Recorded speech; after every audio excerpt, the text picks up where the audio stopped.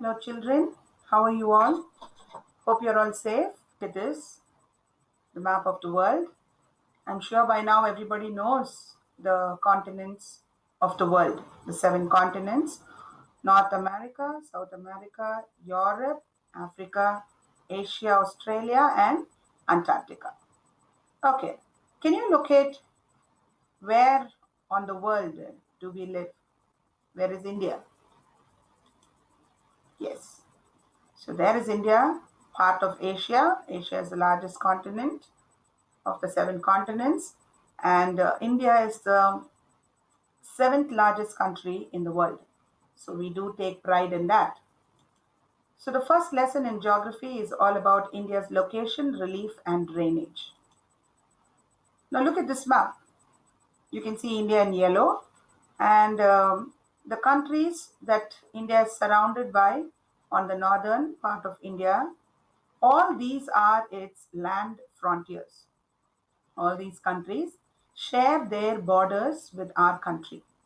So on the west, we have Pakistan sharing its border with India, Afghanistan in the northwest, China, Nepal, Bhutan, Bangladesh, and Myanmar. So, which is the country which shares the longest border with India? It's Bangladesh. Okay, so you can see it's almost looking like as if it's inside India. And the shortest border is shared by Afghanistan. You can see the shortest border is Afghanistan. Now, India's water frontiers. Now, on the northern part of India, we have land frontiers. Southern part of India, we have water. All the three sides of India are surrounded by water. So, on the east, we have the Bay of Bengal. On the west, we have the Arabian Sea. And in the south, we have the Indian Ocean. And you can see all these are the coastal states of India. And the length of the coastline, okay, right from Gujarat up to West Bengal, and also you can find these islands also belong to India. So the total length of the coastline of India, including the islands, is about 7,516.6 kilometers. India is known as a subcontinent. Now, what is a continent? A continent will have all the continental characteristics in it. Okay, like we talk about the physical divisions, the climatic conditions, natural vegetation, minerals, and human resources, everything.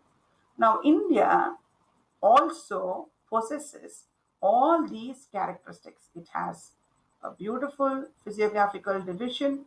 It has variety of climate, variety of vegetation, variety of minerals, and human resources. So India is proudly known as a subcontinent. Now, if you look at this map, India is separated from Asia by a chain of mountains in the northwest, in the northwest, in the north and northeast. And if you see down, it is separated from the rest of the world by the seas. So India is known as a subcontinent. Now, what is the location and extent? Latitudinal longitudinal extent is about 8 degree 4 north to 37 degrees 6 north, and 68 degree 7 east to 97 degree 25 east longitudes. The southernmost point of the country is the Indra Point, which is in Andaman and Nicobar Islands. And the southernmost point of the mainland of India is Cape Comorin, also known as Kanyakumari. Indian Standard Time. Now we all have our timings for India. If you look at this, this is called as the central meridian of India, which is 82 degree 30 east longitude. It passes through this Mirzapur in India, so which roughly cuts the country into two in terms of longitude. So the timing here is calculated as IST. Now we will look at the major physiographic divisions of India. How is India divided physically? Okay. So the first one, the Himalayan Mountains. I have marked one here. So the entire area is the Northern Mountains. The second one is the Great Northern Plains. So this is the Great Northern Plains. And the third one is the Peninsula Plateau. The fourth one is the Great Indian Desert or the Thar Desert. The fifth one is the coastal plains. So on the western side, we have the western coastal plain. On the eastern side, we have the eastern coastal plain. The sixth division is they are the islands. Okay, we have sets of two islands on both sides of India. So these are the major physiographic divisions of India. We have to learn all these six. Now today we will learn about the first one, the Himalayan mountains, or we call it as the Northern Mountain region. So it actually stretches for a distance of about 2,500 kilometers. So it starts from here right up to the eastern states of India. So in the further slides that we are going to look at, every time you want to look at some place, you have to come back to this map and see. You can also use your atlas. Now if you look at this part, it is known as the Pamir Knot.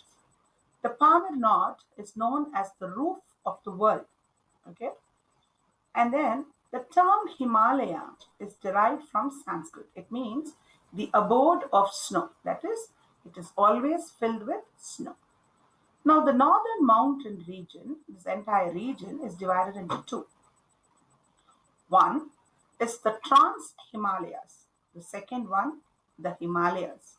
The third one, the eastern or Purvanchal Hills. So the Trans-Himalayas start from here up to this part. Okay? And the actual Himalayas go around here. And then these are the eastern or the Purvanchal Hills. So the Trans-Himalayas, let's look at the first part of the northern mountains. The Trans-Himalayas are known as Western Himalayas because you saw it is on the western side. It lies in Jammu, Kashmir and Tibetan Plateau. Tibet is our land frontier. Because most of these Himalayas are found in the Tibetan Plateau, it is also known as the Tibetan Himalayas. And these rocks, these hills, they are rocks, they contain fossils. Okay? Fossils, you know, no? The sediments. Okay. The prominent ranges of Trans-Himalayas are Zaskar, Ladakh, Kailash and Karakoram. Please take your atlas and look at all these mountain ranges. The second one is the Himalayas. Now this is the core part of the northern mountains. It is a young fold mountain. And the main divisions of the Himalayas are three. The Greater Himalayas, the Lesser Himalayas and the Siwaliks. You can look at the map. I already showed you. Let's go to the first one, the Greater Himalayas or the Himadri. The Greater Himalayas is about 25 kilometers wide. Okay, and it is the height of the mountains here are about 6,000 meters. The Greater Himalayas receive lesser rainfall compared to the other two ranges of mountains. And all the lofty peaks, that is the highest peaks, are located in this range. So you can see Mount Everest, Mount Kanchenjunga, all these are the highest peaks in this place. And this part of the mountain range is continuous, okay, continuous ranges of mountains. And then it is also permanent cover of snow. You can see these hills covered with snow, and it is permanent throughout the year. And you can look at this. This is called as a glacier. From these glaciers, rivers are formed. The Gangotri forms from which the river Ganga originates. Then the Yamunotri and the Siachen, all these are very important glaciers. I told you the Greater Himalayas has all the highest mountain peaks like Mount Everest, Kanchenjunga, and it is permanently covered with snow. So there are many glaciers like Gangotri, Yamunotri and the Siachen. The next range is the Lesser Himalayas or the Himachal. Now it is known as the middle range of the Himalayas. And this place, there is heavy rainfall, so there is erosion, okay, soil erosion and deforestation and urbanization. And Purvanchal, Dauladar, and Mahabharat are the mountain ranges found in this part. Then Shimla, Mussoorie, Nainital, Almora, Ranikot, and Darjeeling are the major hill stations located here. So people go there on tourists as tourists. The next one is the Siwaliks or the Outer Himalayas. This extends from Jammu Kashmir to Assam, and it is the most discontinuous range. There are no continuous hills there, and the longitudinal valleys between these hills are called as the dunes in the west and the duars in the east. And here are a few pictures of the dunes. You have the Dehra Dune, you have heard about it, Kotli Dune, and the Patli Dune. You can see the valleys in between two ranges of hills. And the last range of the Himalayas is the Purvanchal or the Eastern Himalayas. Now, why it is known as the Purvanchal or Eastern Himalayas? Because all the eastern states of India, that is Assam, Meghalaya, Nagaland, Mizoram, all these places are the eastern states. Okay, and this extends to these eastern states. Now, most of these hills are located along the border of India. This is India and this is Myanmar. So it is almost close to the border of Myanmar. So you can look at the map, physical divisions, and find these hills. Dafla Hills, Abor Hills, Mishmi Hills, Patkaibam Hills, Naga Hills, Manipur Hills, Mizo Hills, Tripura Hills, Mikir Hills, Garo Hills, Khasi Hills, and Jaintia Hills. So all these hills are together known as the Purvanchal Hills. Importance of Himalayas. Why do you think the Himalayas are important? First thing, it blocks the southwest monsoon winds and gives very good rainfall to North India. Next, it is a natural, boundary or a barrier to the subcontinent. So no foreign invasions. Foreigners cannot just come into India just like that. And because it is covered with the snow, it is the source of many perennial rivers, that is, rivers which have water throughout the year, like the Ganga, the Indus, and the Brahmaputra. And because it is a beautiful, natural scenic area, this is a paradise for tourists.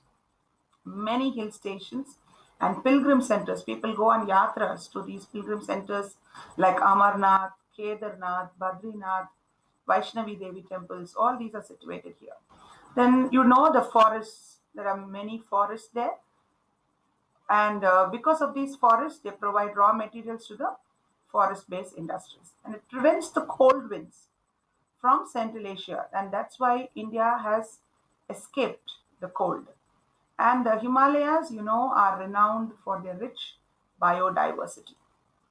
Thank you so much, children. Hope you understood so far.